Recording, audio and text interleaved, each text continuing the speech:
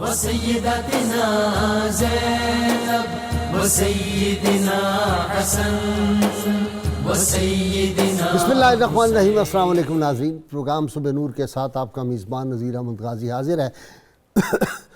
ناظرین کرام، حضرت ابو انیس محمد برکت علی صاحب رحمہ اللہ کی مشہور تالیف اسماء النبی الکریم صلی اللہ علیہ وآلہ وسلم سے ایک اسم مبارک پڑھنے کی سعادت حاصل کر رہا ہوں۔ سیدنا اول شافعین صلی اللہ علیہ وآلہ وسلم، ہمارے سردار سب سے پہلے شفاعت فرمانے والے، درود و سلام بھیجے اللہ آپ صلی اللہ علیہ وسلم، آپ کی آل پاک اور آپ کے صحابہ کرام پر۔ حضرت عبداللہ بن سلام رضی اللہ تعالیٰ عنہ بیان کرتے ہیں کہ حضور نبی کریم صلی اللہ علیہ وسلم نے ارشاد فرمایا، میں اولاد آدم کا سردار ہوں، میں بروز قیامت سب انبیاء کرام علیہ السلام کا قائد بن کر سب سے پہلے بارگاہ رب العزت میں حاضر ہوں گا۔ میں ہی سب سے پہلے سفارش کرنے والا ہوں گا اور سب سے پہلے میری ہی سفارش قبول کی جائے گی۔ اللہ تعالیٰ کی تعریف کا جھنڈا میرے ہاتھ میں ہوگا اور اس وقت تمام انبیاء کرام علیہ السلام اور ان کی سب امتیں اس جھنڈے کے نیچے ہوں گی۔ ناظرین کرام، آج کا ہمارا موضوع ہے سیرت النبی کی روشنی میں عالمی امن کے اصول، اور میں مہمانوں کا تعارف شروع میں ہی کرا دوں۔ میرے ساتھ تشریف فرما ہے مارے اقبالیات اور علامہ اقبال پہ اتھارٹی سمجھے جانے والی شخصیت جناب ڈاکٹر طاہر حمید تنولی، ان کے ساتھ نوجوان سکولر ہیں اور تصوف پہ بہت اعلیٰ کتابیں لکھی ہیں ڈاکٹر عقیل احمد، اور ان کے ساتھ نوجوان سکولر پروفیسر ناصر محمود ہیں۔ ناظرین کرام، دین اسلام اللہ کا آخری پیغام، اور دین بھی مکمل، کتاب بھی مکمل اور ذات بھی مکمل۔ رحمت کونین صلی اللہ علیہ وسلم کو اللہ تعالیٰ نے رحمت للعالمین بنا کر بھیجا، اور رحمت للعالمین صلی اللہ علیہ وسلم کا جو پیغام اور دین ہے وہ دین رحمت ہے، اور دین رحمت ہی دنیا میں آئے گا تو دنیا میں امن قائم ہوگا۔ رحمت کونین صلی اللہ علیہ وسلم نے دنیا کو جو اصول دیے، اور صرف انسانوں کو ہی نہیں بہترین اور اعلیٰ بنیادی حقوق عطا کیے، بلکہ ہر مخلوق کے حقوق کی حفاظت کا حکم اللہ کے محبوب صلی اللہ علیہ وسلم نے دیا ہے۔ اور سلطنت مدینہ میں جس طرح انسانوں کے حقوق کی پاسداری کی گئی، وہ تاریخ عالم میں ایک مثال ہے، اور قیامت تک اس کی مثال زمانہ نہیں لا سکے گا، یہاں تک کہ وہاں تو جانوروں، پرندوں اور درختوں تک کی حقوق جو تھے ان کا خیال رکھا گیا تھا۔ اسلام میں بنیادی طور پر جو ایک پہلا تصور دیا وہ یہ ہے کہ الخلق و عیال اللہ، یہ ساری مخلوق اللہ کا کنبہ ہے، اور سارے انسان جو ہیں اللہ کے محبوب صلی اللہ علیہ وسلم نے فرمایا کہ وہ کنگھی کے دانوں کی طرح برابر ہیں۔ تو اسلام نے جو درس مساوات دیا، وہاں رنگ نسل کے جتنے بت تھے ان کو ختم کر دیا گیا، اور خطبہ حجۃ الوداع 13.5 صدیاں پہلے جو دیا گیا تھا، یہ 13ویں صدی کا میگنا کارٹا جو ہے، اس میں وہی اصول کچھ جو ہیں وہ دہرائے گئے ہیں۔ اور پھر جو ہیومن رائٹس کا universal declaration of human rights 1948 میں دیا گیا، یہ تو اب آیا ہے، لیکن دین رحمت جو ہے اس میں حقوق طے کر دیے گئے، بچوں کے، جوانوں کے، عورتوں کے، مردوں کے، قیدیوں کے، غلاموں کے، ہر قسم کے اور ساری مخلوقات کے حکم، حتیٰ کہ چونٹیوں کو بھی جلانے کا حکم نہیں ہے، شہد کی مکھیوں کو جلانے کا حکم نہیں ہے، پھلدار درختوں کو جنگ میں بھی نہیں آپ کاٹ سکتے۔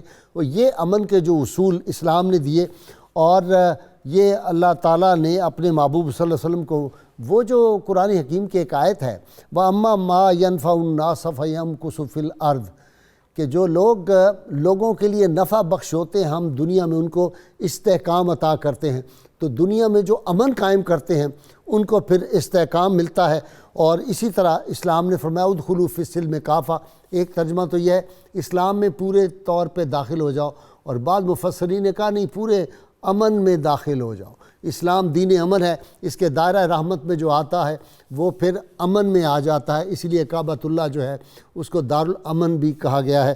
ناظرین کرام، دامن اسلام پر رحمت کونین صلی اللہ علیہ وسلم کے امتیوں میں بے شک ہم عمل میں کمزور بھی رہے، لیکن میں آج فخر سے یہ آپ سے بات عرض کرتا ہوں کہ کوئی ایک مسلمان 13.5 صدیوں میں کسی ایک غیر مسلم کو زبردستی مسلمان نہیں کیا جا سکا، نہ کیا جا سکتا ہے۔ سیدنا عمر فاروق رضی اللہ تعالیٰ 26 لاکھ مربع میل کا حکمران اپنے غلام اسلم کو کہتے ہیں، عیسائی تھا، یار تم مسلمان جو، وہ کہتا ہے جی میں نہیں مسلمان ہوتا۔ آپ نے فرمایا لا اکراہ فی الدین، دین میں سختی نہیں، لو میں تمہیں پھر آزاد کرتا ہوں۔ یہ آزاد کر دیا گیا۔ اسلام کے دامن پر نہ کوئی ہیروشیما ہے، نہ کوئی ناگاساکی ہے، لیکن European journal of social sciences کا جون 2012 کا جو ہے آرٹیکل، وہ میں ضرور تھوڑی اس کی چیزیں پڑھنی چاہتا ہوں۔ اس کا عنوان تھا the teachings of the holy prophet to promote peace and tolerance. کہتے ہیں we desperately need a society that ensures peace and equality to every individual. Muhammad sallallahu alaihi wasallam brought them what they desperately desired, that is peace, and this was sheer form of ultimate equality. اور پھر آج ایک اور میں نے بہت اہم S leader, یہ وہ آدمی ہے، برٹش رائٹر ہے بڑا مشہور، اس نے بک لکھی تھی ماڈرن سنز آف فیروز، یہ اس نے کتاب جو لکھی، ایک اس نے کتاب لکھی ماڈرن سنز آف فیروز، کا مطلب ہے ماڈرن فرعون کے ماڈرن بیٹے یا ماڈرن جو فرعون ہیں۔ وہ اپنی کتاب veiled mystery of Egypt and religion of Islam میں لکھتا ہے، چند لائنیں ہیں۔ How for instance can any other appeal stand against that of the Muslims who in approaching the pagan, جب کوئی مسلمان کسی کافر کو اسلام کی دعوت دیتا ہے تو کیا کہتا ہے اس کو، says to him however obscure or degraded he may be, embrace the faith and you are at once equal and brother. Islam knows no color. کہتا ہے کہ جب کوئی غیر مسلم کو مسلمان دعوت دیتا ہے، وہ کہتا ہے چاہے تم بظاہر کسی بڑی نیچ ذات سے بھی تعلق رکھتے ہو، چاہے تمہیں جو ہے وہ بہت زیادہ نچلے طبقے سے تمہیں شمار کیا جاتا ہے، تم کلمہ پڑھ لو میرے ساتھ برابر آ جاؤ گے، اس لیے کہ اسلام کسی رنگ کو جانتا نہیں ہے۔ وہی رحمت کونین صلی اللہ علیہ وسلم کا جو خطبہ حجۃ الوداع ہے، لا فضل لعربین علی عجمین ولا لعجمین علی عربین ولا لاحمر علی اسود ولا لاسود علی احمر الا بتقوی۔ تو اسلام صرف تقوی میں، عزت اور احترام میں درجات ہیں، ایکویلٹی جو ہے وہ اسلام میں ہے۔ اور آج ضرورت دنیا کو امن تبھی قائم ہوگا جب یہ مانے کہ سب انسان دنیا کے کسی علاقے، کسی رنگ، کسی نسل، کسی زبان، کسی نسل سے تعلق رکھتے ہوں، وہ سب ایکول ہیں۔ یہ رائٹس نہیں مانے جا رہے۔ تو ناظرین کرام، اب میں آتا ہوں اپنے موضوع کی طرف۔ میں ابتدا کر رہا ہوں ڈاکٹر طاہر میت الرول سے۔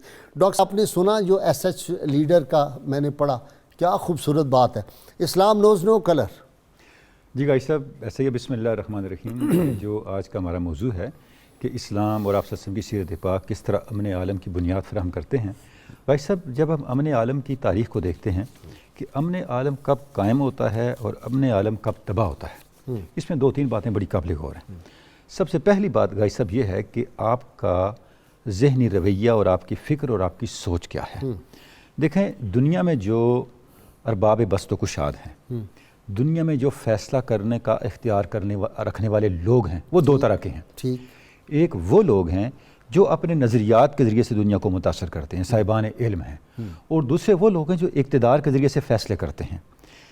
ان لوگوں کی ذہنی افتاد کیا ہے، ان کی اپروچ کیا ہے، جب تک آپ اس کو ٹھیک نہیں کرتے اس وقت تک امن عالم کا کوئی خواب شرمندہ تعبیر نہیں ہو سکتا۔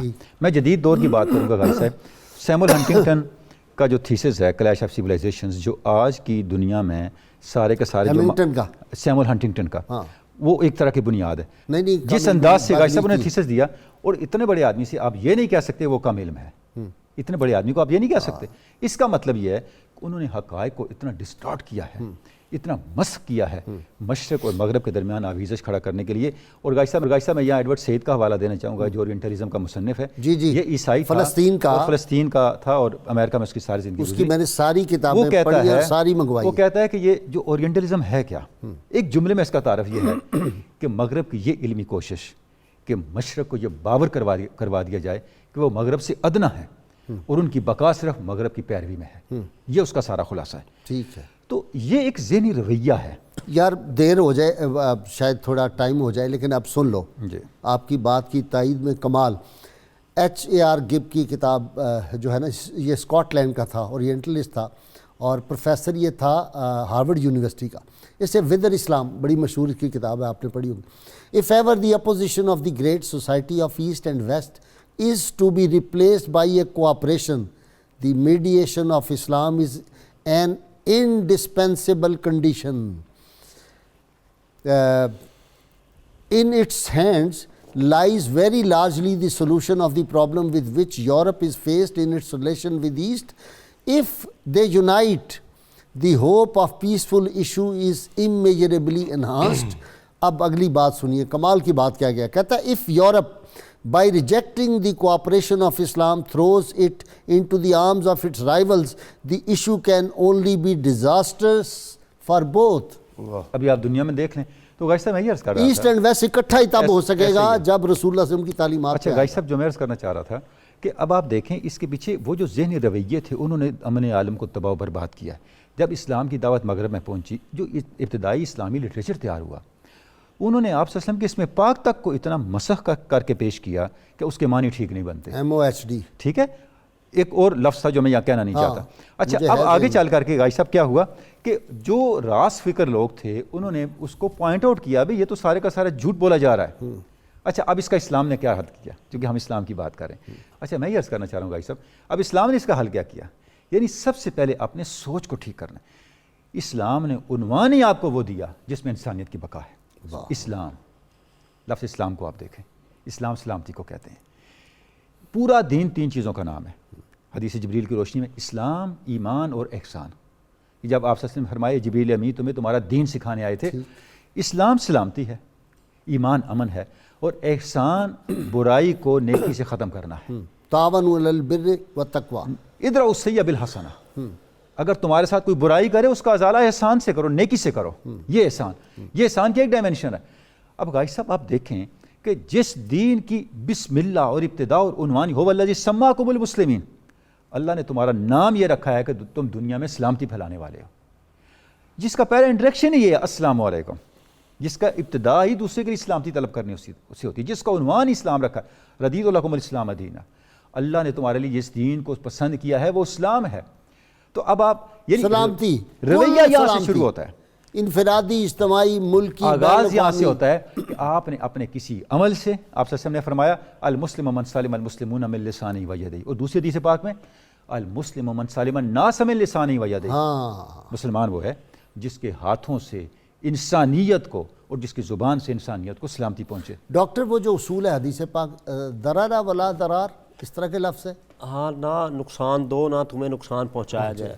غازی صاحب نبی کریم صلی اللہ علیہ وبارک وسلم نے جو انسانیت پر نوازشات کے دروا کیے ہیں نا، اس میں ایک نوازش یہ امن عالم ہے. اور آپ دیکھیے امن عالم کا پیغام نبی کریم علیہ الصلوۃ والسلام نے مکہ مکرمہ میں حلف الفضول کی صورت میں، مدینہ منورہ میں میثاق مدینہ ہوا تو ایک ریاست میں امن آیا، اور صلح حدیبیہ قبائل عرب میں امن آیا. اور جو مکتوبات لکھے ہیں، اور مکتوبات میں آپ کا جو جملہ ہوتا تھا بڑا قابل غور ہے کہ سلام علی من اتبع الہدی، سلامتی ہو اس پر جو ہدایت کی اتباع کرنا چاہتا ہے.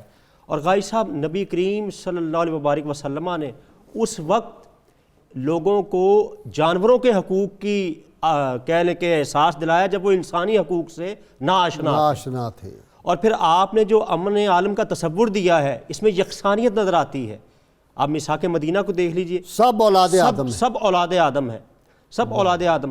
اور کمال دیکھیے کہ جو دین رب کا پسندیدہ دین ہے، قرآن نے نص ہے اس پہ، اس کو قبول کروانے میں بھی کہا کہ سختی نہیں کرنی. یعنی اس سے اندازہ کر لیجئے کہ اسلام امن کا کتنا بڑا دائی ہے، اور حضور اکرم صلی اللہ علیہ وبارک وسلم نے اس حوالے سے جو جہاد قائم تھیں انہی میں سے لوگوں کی ایسی رویہ سازی اور کردار سازی کی ہے کہ لوگوں کو پتہ چل گیا کہ معاشرے پاور سے تو بنتے ہی ہیں، معیشت سے بنتے ہیں، لیکن معاشرے کی جو کلید ہے بقا وہ کی عدل ہے۔ اور نبی کریم علیہ الصلوۃ والسلام نے آپ دیکھیے کہ اسلام عدل اجتماعی کی جو بات کرتا ہے وہ کس لیے کرتا ہے کہ سماج کی ہر جہت میں ایک پیسفل ایٹماسفیئر قائم ہو سکے۔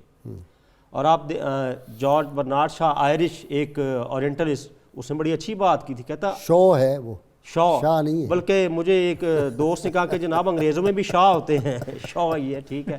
تو وہ کہنے لگے کہ آج اگر دنیا کا حکمران حضور اکرم صلی اللہ علیہ وسلم کو بنا دیا جائے تو اس کے تمام مسائل ختم ہو جائیں، اور دنیا کا اس وقت سب سے بڑا مسئلہ امن کا قیام ہے۔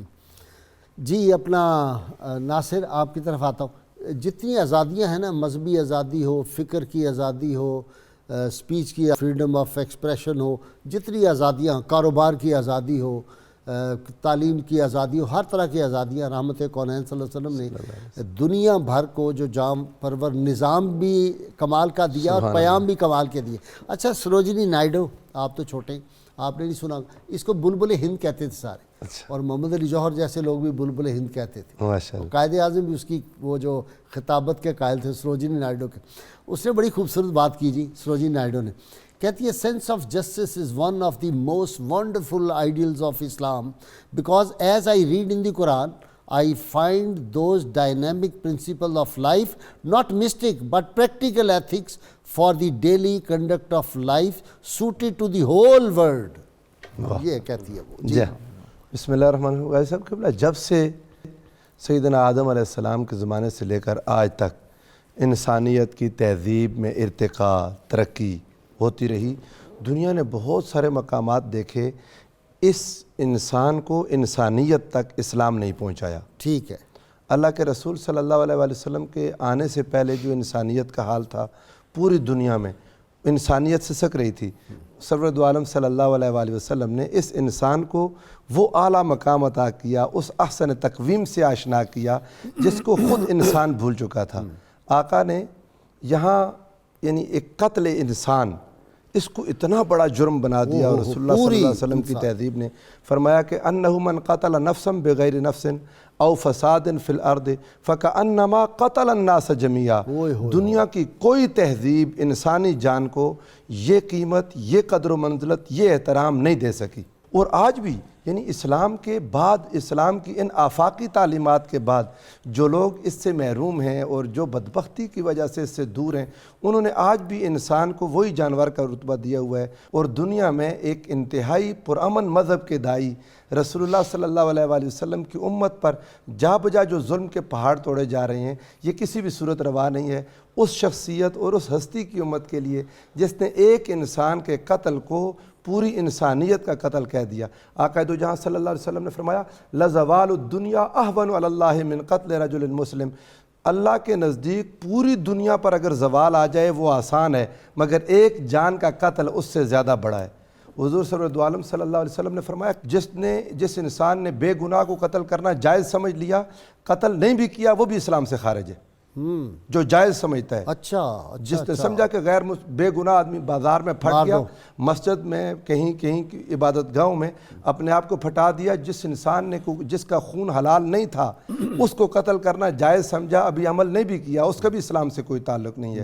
حضور صلی اللہ علیہ صلی اللہ علیہ وسلم نے فرمایا اول ما یقضی بین الناس یوم القیامت فی الدماء، قیامت کے دن لوگوں میں جو سب سے پہلا فیصلہ ہوگا وہ خون کے باب میں ہوگا۔ اللہ انسانیت کو احترام سکھایا، اور آقا دو جہاں صلی اللہ علیہ وسلم نے صرف مسلمان کے لیے نہیں، اسلامی ریاست میں غیر مسلم کا احترام کتنا کیا، یہ ہمارے ناظرین کو جاننے کے لیے بہت ضروری ہے۔ آقا نے ارشاد فرمایا من قتل معاہداً، جو کوئی غیر مسلم اسلامی ریاست میں رہ گیا، فرمایا حرم اللہ علیہ الجنہ، جس نے اس کو قتل کیا اللہ نے اس پر جنت حرام کر دی۔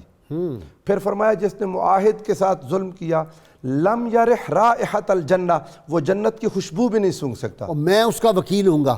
قیامت حضور کے نے روز ارشاد فرمایا وہ تو بے انتہا اس غیر مسلم کا میں وکیل ہوں یعنی گا، وہ حدیث پاک سننے اور والی جس ہے کا جس کی رسول طرف اللہ آپ صلی اللہ علیہ اشارہ وسلم کر وکیل رہے ہو ہیں۔ جائیں اس کا پھر ٹھکانہ کہاں ہوگا؟ حضور نے فرمایا یہ حدیث پاک سننے والی ہے، بہت ضرور ہے۔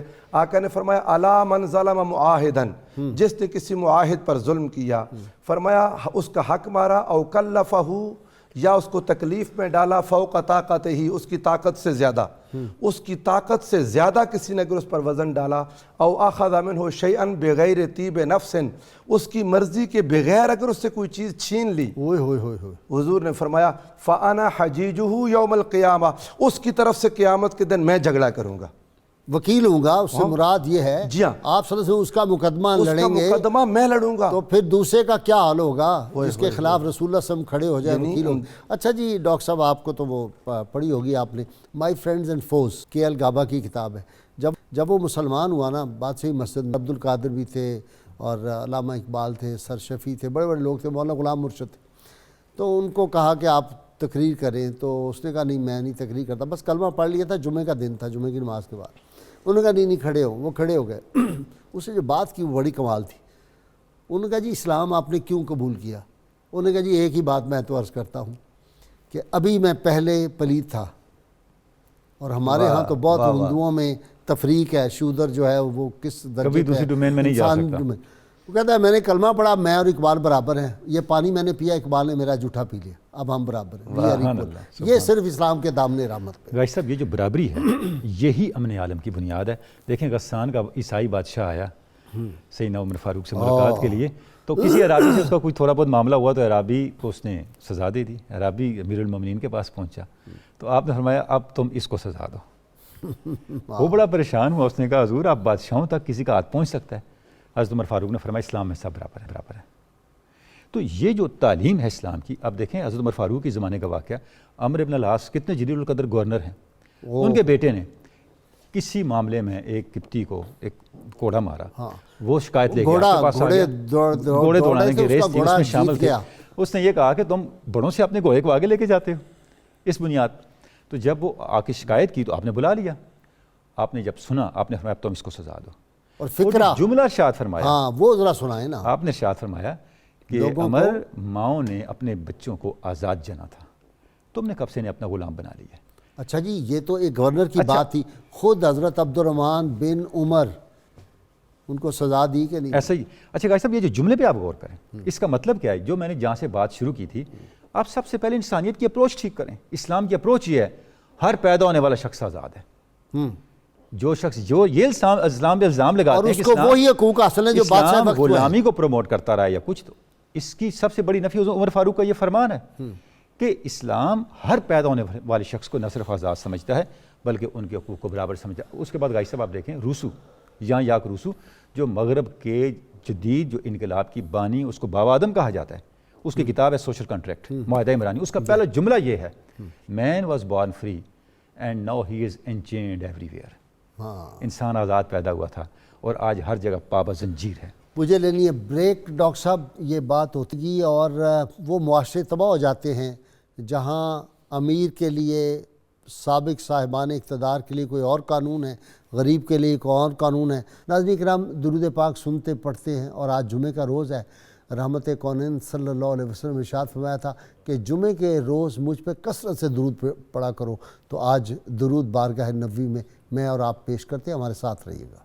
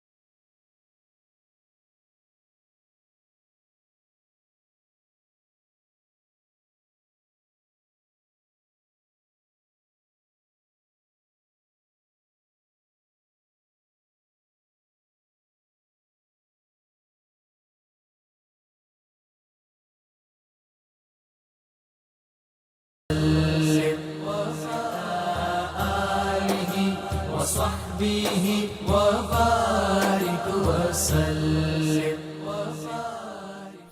Welcome back. ناظرین اکرام، اسلام جو ایک گہوارہ امن و رحمت، جنت نظیر اور فردوس نظر ایک بنانا چاہتا ہے، اور ریاست مدینہ یہی تھی. کینن ٹیلر جی برٹش ہسٹورین ہے، بڑا مشہور، اہل علم جانتے ہیں. وہ کہتا ہے Islam it replaced monkishness by manliness. Doctor صاحب آپ کے لیے پڑھ رہا ہوں. Doctor it gives hope to the slave, it gives hope to the slave, brotherhood to mankind and recognition of the fundamental facts of human nature. یہ ہے اسلام. دیکھیں بھائی صاحب، پھر بات وہیں پہ آ جاتی ہے کہ اہل مغرب اس بات کو مان رہے ہیں کہ جب آپ اس کو ماننے بغیر چارہ نہیں ہے. جب آپ انسانی فطرت کا احترام نہیں کرتے، وہی بات وہ کہہ رہا ہے، اور انسانی فطرت کے تقدس کا حقیقی شعور انسانیت کو نہیں دیتے، امن کا کوئی تصور اس دنیا میں بحال نہیں ہو سکتا. تو علامہ نے فرمایا کہ آدمیت احترام آدمی، با خبر شو از مقام آدمی، حرف بد بر لب آوردن خطا است، کافر و مومن ہم عقل کے خدا است. کہ آدمیت نام اس چیز کا ہے، انسانیت نام اس چیز کا ہے. وَلَقَدْ كَرَّمْنَا بَنِي آدَمَ وَحَمَلْنَاهُمْ فِي الْبَرِّ وَالْبَحْرِ، کہ ہم نے بنی آدم کو تکریم عطا کیا. اب بھائی صاحب کتنی بنیادی بات ہے، یہاں کسی مذہب کا ذکر نہیں ہے. ہندو بہت بڑا جو رائٹر تھا اور فلاسفر بھی یہاں بھی تھا، پہلے کمیونسٹ رہا، بڑی کتابیں اس نے لکھی ہیں اسلام کے حوالے میں. مجھے ابھی نام یاد آ جائے گا، میرے ذہن سے نکل گیا ابھی. اس نے کہا تھا نا، it is peculiar privilege of Islam that it makes no difference between man and man, and it was this equality not the sword of iron which attracted 1000 Hindus toward Islam. بھائی صاحب ایسا ہی ہے. اب محمد بن قاسم کو دیکھیں، جو یہاں پہ آئے محمد بن قاسم، تو ان کا حسن سلوک تھا نا. یہ بات کیوں ہندو رائٹر لکھ رہا ہے؟ ان کے حسن سلوک کی وجہ سے. اور بھائی صاحب کتنے مندر تھے جو انہوں نے تعمیر کروائے، ان کی حفاظت کی. غیاث الدین بلبن جب بنا، اچھا حیران کن بات ہے، اس کے زمانے کا ایک کتبہ دریافت ہوا ہے سنسکرت میں لکھا ہوا، جو اس وقت بھی دہلی میں محفوظ ہے. اس کے اوپر لکھا ہوا ہے کہ بلبن کے اقتدار میں آنے کے بعد شیش ناگ زمین کے بوجھ اٹھانے سے سبکدوش ہو گیا ہے. اچھا جی ڈاکٹر صاحب، وہ پرانا ایک خط ڈاکٹر حمید اللہ نے دیکھا تھا باہر کے کسی جو لائبریری میں، اور وہ ملا تھا اس دور کے نستوری ایک عیسائی جو تھا پادری. اس نے اپنے بھائی کو لکھا کہ دنیا میں انصاف ان لوگ، حضرت عمر کے دور میں، دنیا میں انصاف ان لوگوں کی وجہ سے قائم ہے. یہ ایسا انصاف کرتے ہیں کہ اگر یہ کسی جگہ کی حفاظت نہ کر سکے تو جو پیسے لیے ہوتے ہیں وہ واپس کر دیتے. غازی صاحب، سیدنا عمر فاروق رضی اللہ تعالیٰ عنہ، آپ کی تو پالیسیاں یہ ہیں کہ آپ نے جب وہ بیت المقدس فتح ہوا ہے تو وہ چرچ میں نماز نہیں پڑھی. ہاں، فرمایا کہ میرے بعد کہیں یہ روایت نہ بن. امن. ہائے ہائے ہائے. اچھا اب دوسری دیکھیے، حضور اکرم صلی اللہ علیہ وسلم کے تمام غزوات کا بنیادی تھیم کیا ہے؟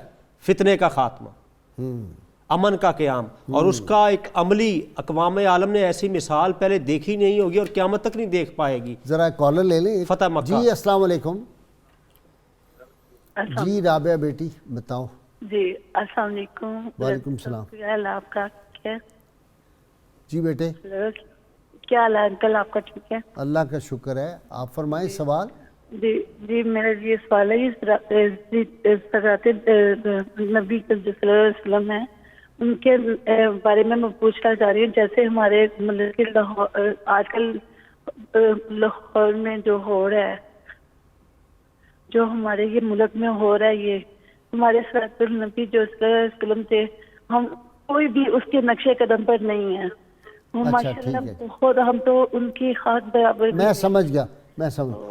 جی نیکسٹ دے دیں. جی السلام علیکم. جی راؤ صاحب. السلام علیکم. جی وعلیکم السلام. جی فرمائیں. غازی صاحب کیا حال آپ کا؟ خیریت سے ہیں؟ اللہ کا شکر. آپ کا پروگرام بہت شاندار ہے. سر میرا سوال یہ ہے، روابط دنیا پور سے عرض کر رہا ہوں. یہ گزارش یہ تھی کہ میرے آقا صلی اللہ تعالی علیہ وآلہ وسلم اور سیدنا عمر فاروق صحابہ کرام کے دور میں عدل اور انصاف کا کس قدر شاندار دور رہا ہے. تو بینگ اے مسلم ہمارے لیے ان باتوں پہ عمل کرنا کس حد تک ضروری ہے، اور جو لوگ عمل نہیں کرتے اس لوگوں کے بارے میں جو ہے کیا احکامات ہیں؟ کیا ٹھیک ہے جی نیکسٹ دیں. جی السلام علیکم محمد رفیق صاحب. کریا جی جی فرمائیں.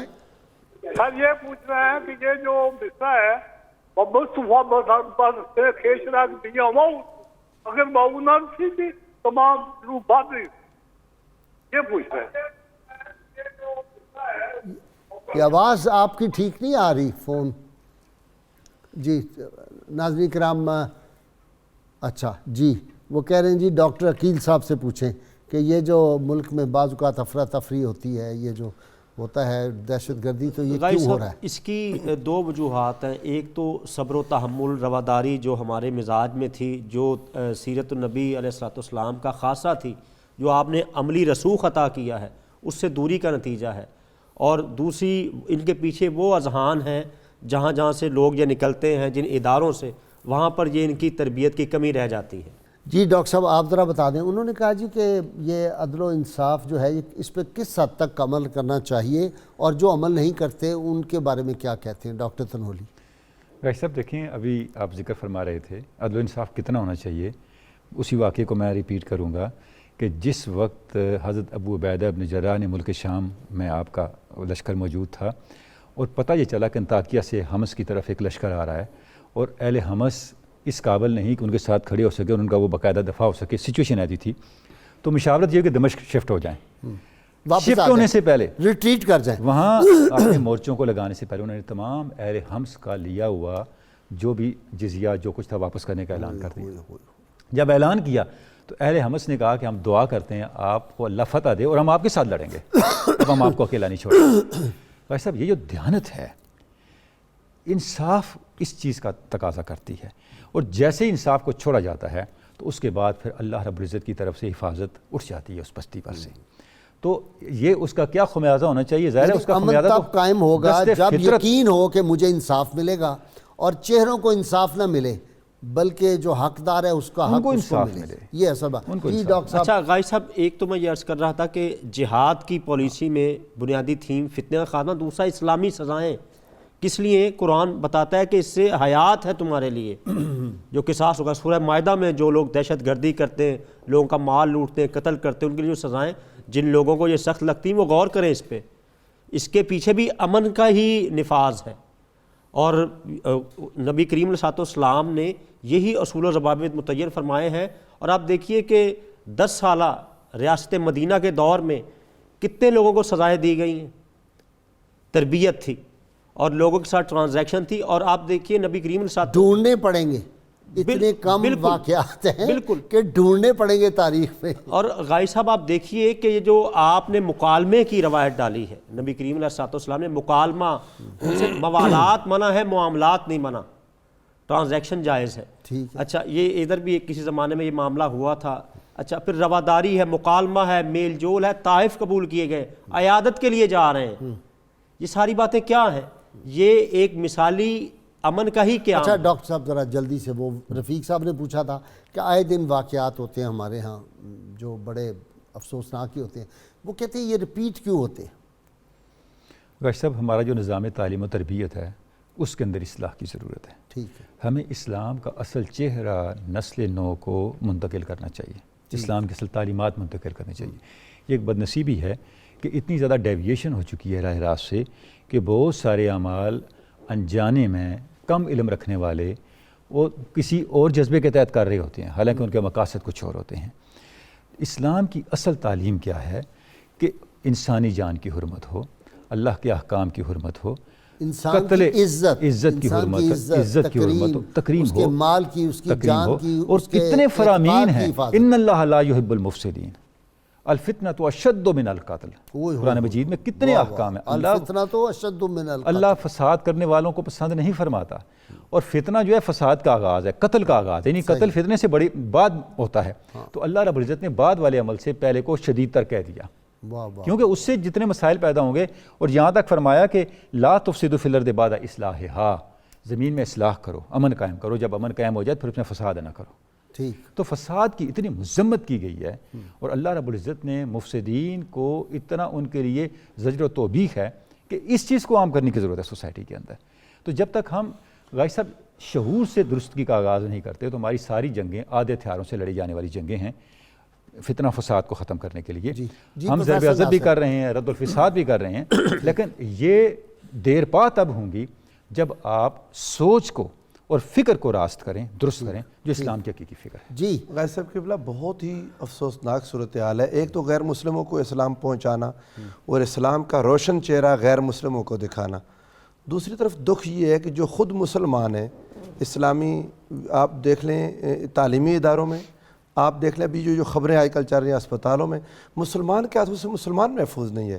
حضور سرور دو عالم صلی اللہ علیہ وآلہ وسلم نے یہاں تک فرما دیا، من اشارہ الی اخیہ بحدیدۃ، کسی لوہے کی چیز سے اپنے بھائی کی طرف جس نے اشارہ کیا، فرمایا تلعنہ الملائکۃ حتی یدعہ، جب تک وہ اس لوہے کی چیز کو چھوڑتا نہیں ملائکہ اس پر لعنت کرتے رہتے ہیں۔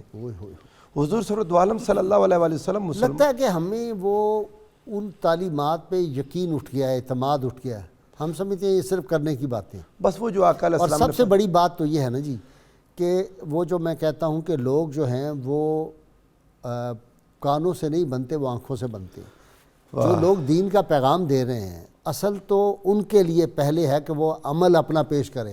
عمل بات کر رہے ہیں کہ جی غیبت بہت بڑا گناہ ہے اور خود ہر وقت 24 گھنٹے غیبت کر رہے ہیں، وہ کہہ رہے ہیں جی حسد بہت بڑی، سب سے بڑے حاسد وہ خود ہے، تو وہ کیا حال ہوگا؟ اصل میں غازی صاحب سب سے بڑی جو حضور علیہ السلام نے خبر دے دی تھی نا کہ انی لا اخاف علیکم ان تشرکوا بعدی ولکنی اخاف علیکم الدنیا ان تتنافسوا فیہا، آقا نے فرمایا تھا مجھے یہ ڈر نہیں ہے کہ میرے بعد تم مشرک ہو جاؤ گے، مجھے اپنی امت پر ڈر ہے کہ یہ دنیا پرستی میں مبتلا ہو جائیں گے، یہ دنیا کی محبت، ہوس، لالچ، یہ میں زیادہ طاقتور ہو جاؤں، چند روزہ زندگی ہے، اللہ کے آگے جواب دینا ہے، کس مصیبت میں پڑے ہوئے ہو، چند روزہ آرام اور راحت کی خاطر تم انسانیت کو برباد کر تصور آخرت جو ہے وہ بھلا دیا گیا۔ وَلِمَنْ خَافَ مَقَامَ رَبِّهِ جَنَّتَانِ، اللہ سے ڈریں یہ لوگ جو دنیا کی چند روزہ زندگی کی خاطر انسانیت کو مشکل میں ڈال رہے ہیں۔ ہمارے آقا تو جہاں صلی اللہ علیہ وآلہ وسلم کا عمل دیکھیں، آپ نے جب کبھی کسی لشکر کو حملہ کرنے کے لیے بھیجا، اب یہ لڑائی کا ٹائم ہے، یہ قتل و مقاتلہ کا ٹائم ہے، جہاد کا وقت، اس وقت بھی حضور نبی کریم صلی اللہ علیہ وآلہ وسلم لوگوں سے کہتے تھے لا تغدروا ولا تغلوا ولا تمثلوا ولا تقتلوا الولدان ولا اصحاب الصوامع، آقا فرماتے تھے کہ کسی کو ظلماً قتل نہ کرنا، جس کے ہاتھ میں ہتھیار نہیں اس کو قتل مت کرو، بچوں کو قتل مت کرو، عورتوں کو مت قتل کرو، ان کی عبادت گاہوں میں بیٹھے لوگوں کو قتل نہ کرو، ان کے درختوں کو مت کاٹو، ان کے فصلوں کو مت جلاؤ، معبد خانوں کو نہ گراؤ، ان کے اب کیا حالات ہو گئے، ہم رسول اللہ صلی اللہ علیہ وسلم کی امتی ہیں، کسی بے گناہ کی گاڑی کھڑی ہے اس پر ڈنڈے برسا رہے ہیں، اس کو آگ لگا رہے ہیں۔ ہمیں تعلیمات رسول اللہ صلی اللہ علیہ وآلہ وسلم کو دوبارہ سے ہر مسلمان کو یاد کرنا ہوگا اور اپنی آخرت کو یاد کرنا ہوگا۔ جنگ کے وقت اچھا یہ تو مسلمانوں کے لیے، ہم اس وقت کر رہے ہیں عالمی امن کی بات۔ جی عالمی امن میں بھی مجھے بتائیں، ایک بات تو اصول ہے کہ جو کوئی بھی حکومت ہو، فرد ہو، کوئی ہو، جو کسی کو ظلم کرے گا اس کو ظلم بھگتنا پڑے، بالکل بھگتنا ہم پڑے نے تو دیکھا ہے جی جو قومیں بھی ظلم کرتی ہیں وہ بھی بعد میں اس کا حشر دنیا کو دیکھنا چاہیے ہمارے آقا کی تعلیمات کی طرف۔ حضور تو فرماتے ہیں جانور کو ذبح کرو تو چھری کو تیز کر لو کہ اسے تکلیف نہ ہو، ایک جانور کو ذبح کرو تو دوسرے جانور سے اس کو چھپا لو تاکہ یہ جانور پریشان نہ ہو۔ حضور علیہ السلام کے سامنے ایک صحابی نے کسی پرندے کے بچے پکڑ لیے تو وہ پرندہ روتا تھا، آقا تو جہاں صلی اللہ علیہ وسلم تڑپ گئے، فرمایا من فجع هذه بولدها ردوها الیها ولدها، اس پرندے کو اس کے بچوں کی وجہ سے کس نے تکلیف میں ڈالا، اس کو اس کے بچے لوٹا دو۔ حضور نے چیونٹیوں کو تکلیف میں دیکھا، میں نے کہا چیونٹیوں کو جلایا نہیں جا سکتا، افسان جلائے جا رہے، باقی تو چھوڑیں، باولا کتا جو ہے اس کے ٹوٹے نہیں کیے جا سکتے، اس کا مسئلہ نہیں کیا جا سکتا۔ ایسا پرامن مذہب دنیا میں کوئی ہو سکتا ہے؟ ایسی تعلیمات۔ برٹن رسل نے لکھا ڈاکٹر صاحب، اس نے کہا کہ اگر مسلمان سختی کرتے بر صغیر میں تو تعداد مسلمانوں کی زیادہ ہوتی۔ کہتا ہے کمال ہے 850 سال حکومت انہوں نے کر دی ہے اور اس کے باوجود تعداد میں پھر ہندو زیادہ ہے۔ غازی صاحب دیکھیں آپ ایک مثال نہیں دے سکتے، یہ امن ہے نا؟ امن غازی صاحب ایک مثال نہیں دے سکتے کسی مسلمان بادشاہ نے ہندوؤں کو مسلمان بنانے کی مہم چلائی ہو، نہیں ہو نہیں سکتا۔ میں ایک بات عرض کر دوں، ہندوستان پر مسلمانوں کی حکومت تھی، کاش اگر اسلام کی ہوتی تو یہ لوگ اور زیادہ مسلمان ہو جاتے۔ یہ مسلمان بادشاہ تھے، ان کی ذاتی حکومتیں تھیں، ان کی غلطیاں بھی تھیں، ان سے خرابیاں بھی ہوتی تھیں، لیکن یہ بات پھر بھی ان مسلمانوں کے ذہنوں میں رہی کہ ہمارے آقا نے اور ہمارے دین میں زبردستی کی اجازت نہیں۔ حضور علیہ السلام نے مسلم اور غیر مسلم کی دیت برابر کر دی۔ اب آپ دیکھیں ایک اسلامی ریاست کس حد تک؟ اور آقا نے فرمایا کہ اگر کوئی ایک غیر مسلم بھائی ایک انسان کا قتل جب پوری انسانیت قتل کہہ دیا جائے اس کے بعد بات ختم ہو گئی ہے. اور کسی مطلب انسانی جان کا احترام دیکھا برابری کر دی. اور پھر مسلمانوں میں کیا ہے؟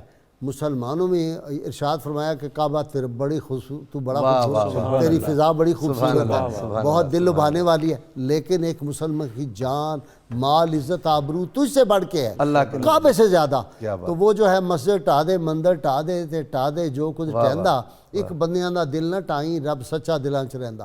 تو اسلام تو یہ تعلیم دیتا ہے نا. اور یہ تعلیم میں آپ کو بتاؤں، یہ تعلیم خانقاہ سے نکلی تھی. واہ. یہ جو تعلیم تھی اسلام کی، رسول اللہ صلی اللہ علیہ وسلم کا اسوہ جو تھا، یہ ہماری خانقاہوں میں اپنایا گیا تھا. خانقاہیں ہماری ویران ہو گئی. شعور گائی صاحب اس طرح ڈیولپ ہوتا ہے. یہاں 2 ڈاکومنٹس کا ذکر کرنا بہت ضروری ہے. ضرور. ایک تو خطبہ حجۃ الوداع جو آپ فرما رہے ہیں، دوسرا فتح مکہ.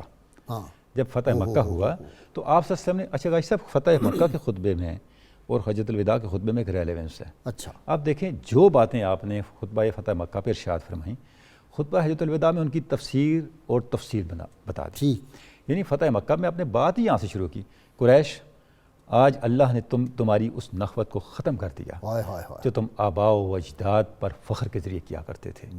تمہارا ہر فخر آج میرے قدموں تلے ہے. اسلام نوز نو کلر. نو اسلام نوز نو کلر. یہ وہی سے اچھا اب یہ چیز آپ نے خطبہ حجۃ الوداع کے موقع پہ تفصیل سے فرما دی. اچھا وہاں پہ قریش یا معاشر قریش فرمایا اور خطبہ حجۃ الوداع میں یا ایھا الناس فرمایا، کیونکہ اب انسانیت کو خطاب تھا.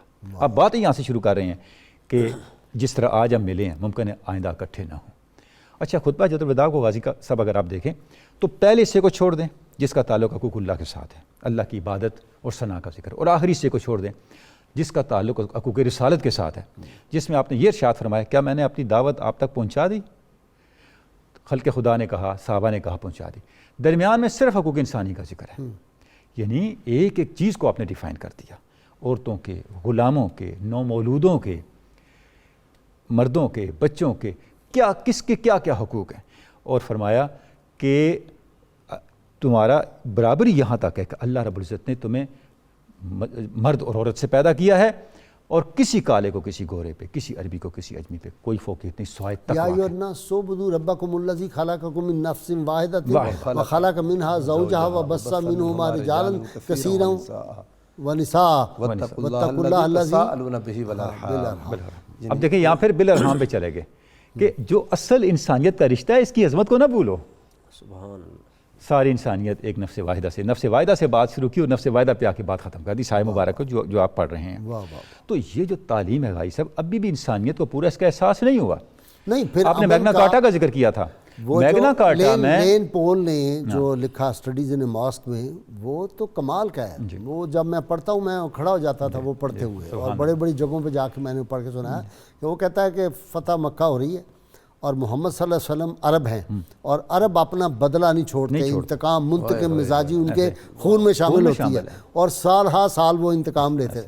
تو وہ کہتا ہے اب تیار ہو جاؤ لوگوں، اب ایسا انقلاب ہوگا